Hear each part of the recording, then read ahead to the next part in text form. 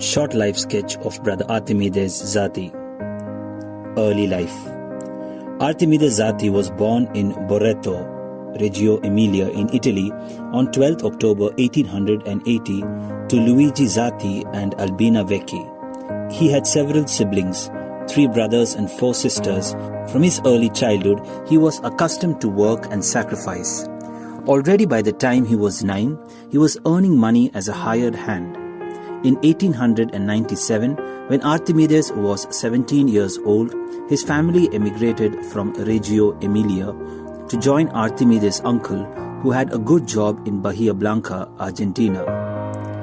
There they found steady work and a livelihood. In his new life in Argentina, Artemides worked in a hotel and then in a brick factory. Salesian vocation. He was inspired by the life of Don Bosco and by the Salesian priests and felt called to follow him.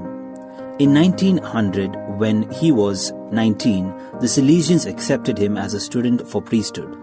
But he had great difficulty with his studies as he had left elementary school long before. Further, during the novitiate, Artemides was affected by a severe attack of TB from taking care of a young priest who was a TB victim. In 1902, Artemides was forced to leave the house of studies to seek a cure in the pure air of Viedma, a city located high in the Andes. Little did he realize that Viedma was going to be his city for the rest of his life. Besides the healthy climate in Viedma, there was a hospital and a pharmacy attached to the Salesian College run by Father Evaristo Garrone, a priest and physician who was known for his empirical approach to medicine. Under the guidance of Father Garrone, Artemides made a promise to Our Lady, Help of Christians, that if she would obtain a cure for him, he would serve the poor sick for the rest of his life. When he was cured, he promptly continued his training as a Salesian religious brother. In 1908, he made his first profession and began his mission alongside Father Garrone. When Father Garrone died in 1911, Artemides was put in charge of the pharmacy and the hospital. He was a trained pharmacist, nurse, operating room assistant, as well as juggler of finances and head of personnel. He followed Father Garrone's rule that he who has little pays little and the one who has nothing pays nothing. A typical day in the life of Brother Zati was thus: at 4:30 he was already up. Meditation, mass, visit to all the sick. Then on his bike he would head out to visit the sick around the city.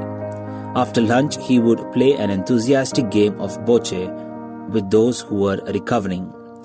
From 2 p.m. till 6 p.m., he would visit those in the hospital again as well as those outside. Until 8 p.m., he would work in the pharmacy, then back to the hospital again. Until 11 p.m., he would study medicine and finally some spiritual reading. Then he would rest, but was always available for anyone who would call for help. In running the hospital, Artemides also depended entirely on providence and the generosity of people. In his 40 years of dedicated service, he found in his religious life, with its periods of prayer and community life, the secrets of balancing the daily task of administering the hospital and pharmacy, taking care of patients inside and outside the hospital. Despite the demands of the sick and the needs of the hospital, Artemides was known for his Salesian joy, a sign of holiness for those around him. He was not only the provider of medicine, but he was a medicine himself for others by his presence, his songs, his voice. Life of love and heroic spirit of sacrifice. Artemides Zati loved his sick in a very touching way.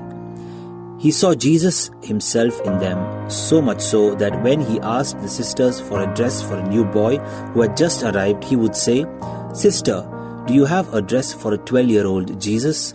Faithful to the Salesian spirit and the motto bequeathed by Don Bosco to his sons, work and temperance, he carried out a prodigious activity with habitual readiness of spirit, with a heroic spirit of sacrifice, with absolute detachment from any personal satisfaction, without ever taking holidays or rest.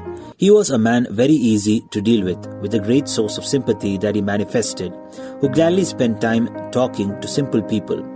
Above all, he was a man of God, whose goodness he radiated. One doctor at the hospital, who was rather incredulous, said, "When I saw Brother Zati, my disbelief faltered. And another exclaimed, "I started believing in God ever since I met Brother Zati." Last days.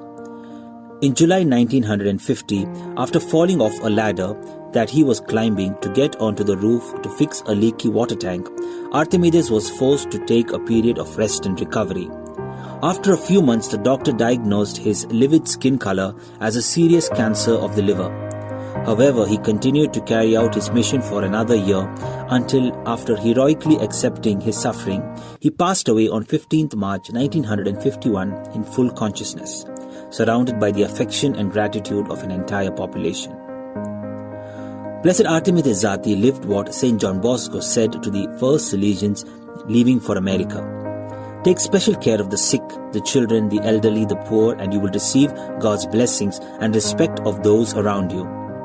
While we rejoice at the blessing of a new saint of our family, let us resolve to imitate this true son of Don Bosco and give ourselves to our mission without reserve and with total generosity.